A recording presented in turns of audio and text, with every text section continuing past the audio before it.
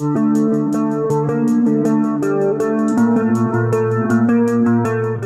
CCTV yang diduga merekam aksi kekerasan pengamen di kawasan Braga, Kota Bandung viral di media sosial. Dalam video tersebut, dua orang pengamen menghampiri pengunjung pria yang sedang duduk. Satu pengamen berkaus abu-abu memegang topi hitam. Pengamen lainnya membawa gitar, memakai jaket dan topi putih. Tampak seorang pengunjung tengah duduk di kursi sembari menunduk fokus pada handphonenya. Pengamen yang membawa gitar semakin mendekat pada pengunjung. Namun, seperti tidak memperdulikan pengamen yang ada di sampingnya, pengunjung itu kemudian berdiri dan berlalu pergi tanpa memberikan uang. Sikap pengunjung itu diduga menyulut emosi pengamen. Pengamen bahkan berhenti memainkan gitar dan menatap ke arah perginya pengunjung. Tak terima atas perlakuan pengunjung tersebut, pengamen kemudian menghampiri si pengunjung.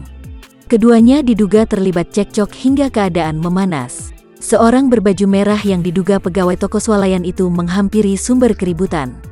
Ia berusaha melerai, pengamen yang sebelumnya membawa topi pun berusaha menahan temannya.